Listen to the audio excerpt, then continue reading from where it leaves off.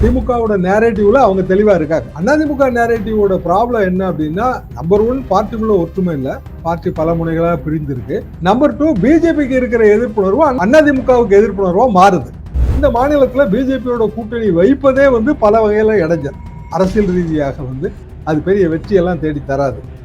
அதிமுக அதை தாண்டி வரணும். கூடவே பயம் இருக்கு. என்ன பயம்னா, விஜய் எல்லாம் பேசும்போது பெரிய எதிர்ப்பு வர்றது திமுகவை விட கூட பிஜேபி இருந்து பெரிய எதிர்ப்பு வருது. அவர் எடப்பாடி பழனிசாமி பத்தி, எம்ஜிஆர் பத்தி பேசுனதுக்கெல்லாம் பெரிய எதிர்ப்பு தெரிவிச்சிருக்காரு. அப்ப விஜய்க்கான எதிர்ப்பை கூர்மைப்படுத்துவதன் மூலமாக எதை இவங்க உணர்த்த விரும்புறாங்க? திமுக எதிர்ப்புக்கு நாங்க மட்டும்தாங்க, எங்களுக்கு ஓட்டு போடுங்க. திமுகவை வீழ்த்துன்னு நீங்க நினைச்சீங்கன்னா ஒரே சாய்ஸ் அதிமுக தான். அது எம்ஜிஆர் காலத்துல சரிதான், ஜெயலலிதா காலத்துலயும் சரிதான். இப்ப பிஜேபி அதுல வரும்போது அந்த இடம் திமுகவை வீழ்த்த வேண்டுங்கிறது முக்கியமா, பிஜேபியை வீழ்த்த வேண்டுங்கிறது முக்கியமாங்கிற அந்த கேள்வியை நோக்கி போகும். வணக்கம். இது தமிழ் குரலின் சிறப்பு நேர்காணல். இன்றைக்கு நம்மோடு இணைந்திருக்கிறவர் மரியாதைக்குரிய மூத்த பத்திரிகையாளர், அரசியல் திறனாய்வாளர் மற்றும் வழக்கறிஞர் முனைவர் தராசே ஷியாம் அவர்கள். சார் வணக்கம். சார் வணக்கம். இப்ப ஸ்டாலின் அவர்கள் பாஜக எதிர்ப்பு அல்லது தேசிய அரசியல் இதை நோக்கி கூர்மைப்படுத்துறத மட்டுப்படுத்தணும், 76க்கு அது வேண்டான்னு நினைக்கிறதுனாலதான் எடப்பாடி அவர்களை என்டாஸ் பண்ற வேலையில தமிழ்நாடு பாஜக இறங்கி இருக்கா. அவர் தான் எடப்பாடி தான் முதலமைச்சர், அதற்காக பாடுபட வேண்டும் அண்ணாமலையும் நயினாரும் மாத்தி மாத்தி சொல்றதை பார்த்தா களம் பைபோலார்னு பிஜேபி ஒத்துக்குச்சு. சார் களம் பைபோலாரா? பிரதான கட்சிகளா 2 இருக்குன்னு வச்சுக்கலாங்க. பிரதான கூட்டணிகளாக 2 இருக்கு. திமுக கூட்டணி, அதிமுக கூட்டணி.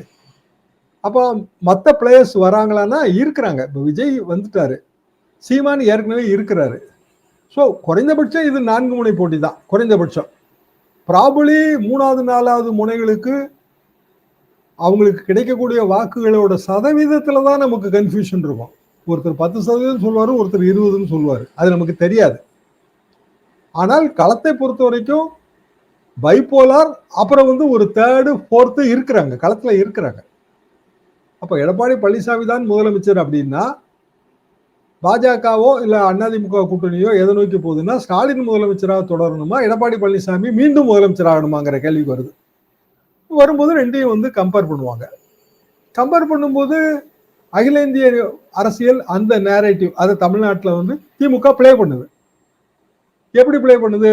இப்போ ஓட் ஷோரு, இப்போ அரசியல் சாசன திருத்தத்துக்கு எதிர்ப்பு, இப்போ வைஸ் பிரசிடென்ட் கேண்டிடேட் தமிழராக இருந்தாலும் அவர் ஒரு RSS சித்தாந்த ரீதியாக எதிர்க்கிறோம், அவர் தமிழராக இருந்தாலும் நம்ம ஓட்டு போட முடியாதுன்னு சொல்றது.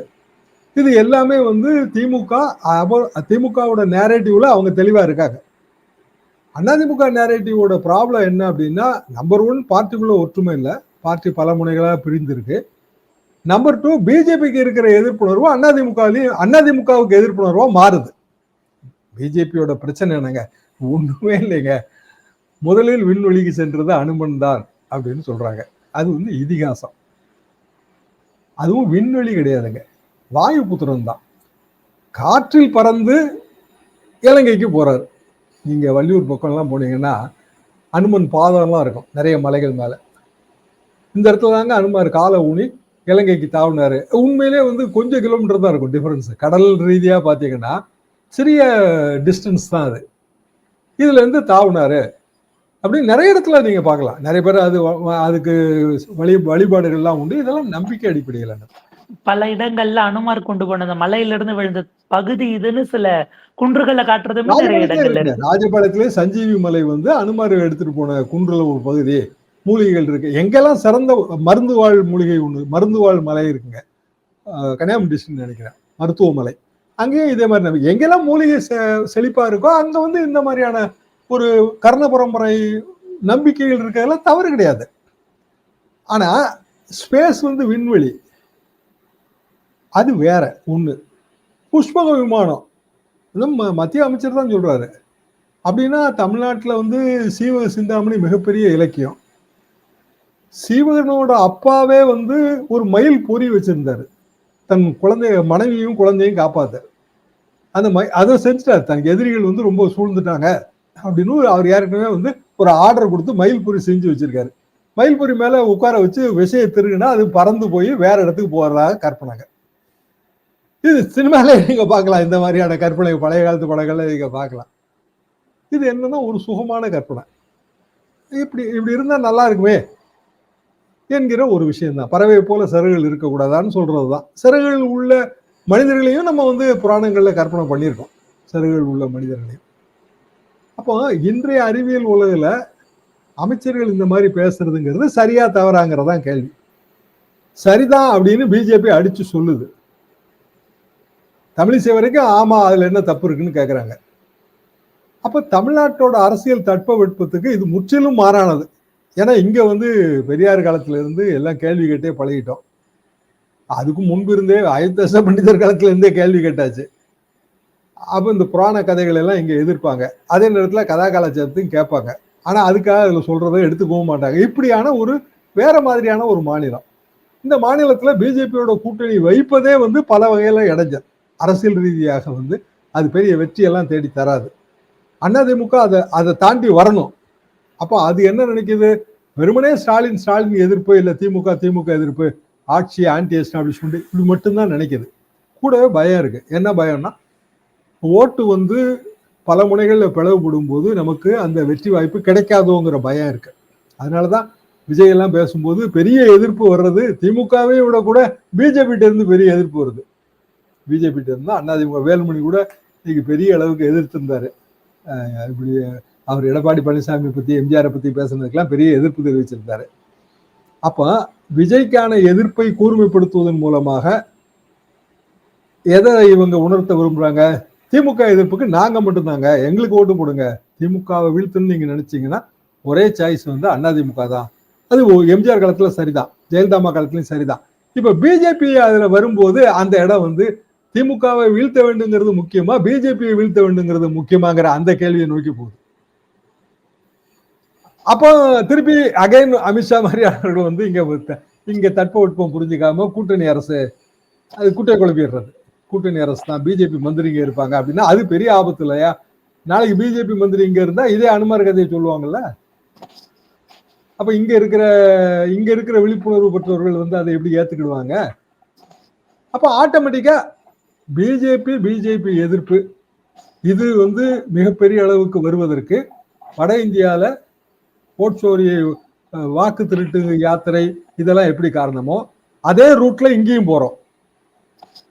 ஆக ரொம்ப ஆச்சரியகரமான விஷயமாக அகில இந்திய அரசியல் வந்து நம்ம தமிழ்நாட்டின் சட்டமன்ற தேர்தலில் இப்ப பிரதிபலிக்குது. அப்ப தனித்து விடப்படுவது எது? அதிமுக. ஒரு நிறைய கேள்வி சார். இப்ப இந்த இடத்துல அண்ணாமலை நயினார் சொல்வதை அமித்ஷா சொல்லிவிட்டால் அந்த ஜெல்லிங் சரியாயிரும் நம்ம பார்க்கலாமா? கூட்டணி ஆட்சிங்கிற ஒரு டிமாண்ட வைக்காம முழுக்க எடப்பாடி அவர்கள் முன்னெடுக்கிறதா ஸ்ட்ராட்டஜின்னு. ஆனா அப்படி பிஜேபி விடுமாங்கிறது தானே சிக்கல். அமித்ஷா போன்றவர்கள் ஒரு மாசம் கழிச்சு அமித்ஷா வருவாருங்க, திருப்பி ஒரு தடவை ஒரு கூட்டணின்றாரு.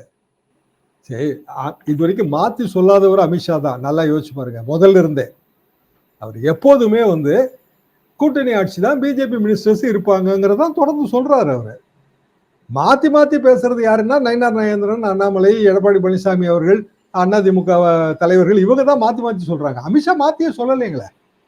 இன்னும் சொல்லப்படாதுங்க, அகில இந்திய அரசியலையுமே அமித்ஷா அவர்கள் வந்து மாற்றி சொல்றதே கிடையாது எல்லா விஷயத்திலையுமே. அது சரி தவறுங்கிறது வேறங்க, அது நம்ம கருத்து. உள்துறை அமைச்சர் அவர் சொன்ன கருத்துல இருந்து ஏதாவது மாத்திருக்காரா? இப்ப கடந்த சில ஆண்டுகளா அவரோட பொலிட்டிக்கல் நேரேட்டிவ்ல இருந்து அவர் மாறி இருக்காரா? மாறல. அப்போ அவரோட பொலிட்டிக்கல் நேரேட்டிவ் தமிழ்நாட்டை பொறுத்த வரைக்கும் 2, திமுக ஆட்சியை வேரோடு அகற்ற வேண்டும் 1, 2வது வந்து அடுத்து வருகிற ஆட்சியில வந்து பிஜேபி அங்கம் வகிக்கும்.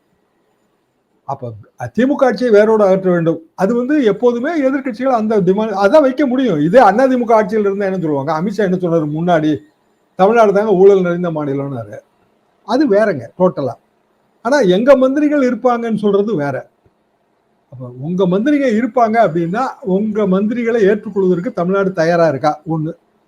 கூட்டணி ஆட்சிக்கு தமிழ்நாடு தயாரா இருக்கா? கூட்டணி ஆட்சி தவறுன்னு கூட நான் சொல்லல. அப்படியான ஒரு பொலிட்டிக்கல் எக்ஸ்பெரிமெண்ட்டுக்கு நம்ம தயாரா இருக்கோமா? இதற்கான விடை வந்து இதுல கிடைக்கும் என்பது எனது எதிர்பார்ப்பு. மிக நிச்சயமாக சார். ஒரு விரிவான உரையாடல். ரொம்ப சீக்கிரமாவே தேர்தல் தொடங்கி இருக்கு. நீங்க பல தேர்தலை பார்த்திருப்பீங்க. ஆனா இந்த முறை களம் கொஞ்சம் வித்தியாசமாக இருக்கிறதுன்னு பார்ப்போம். கடைசி ஒரு வாரம் நடக்கக்கூடிய சம்பவங்கள் கூட பல மாற்றங்களை கொடுத்த வரலாறையும் பார்த்திருக்கிறோம். இது அடுத்தடுத்த கட்டத்துக்கு எப்படி போகுதுன்னு பார்ப்போம். உங்க நேரத்துக்கு வருவதற்கு மிக்க நன்றி சார்.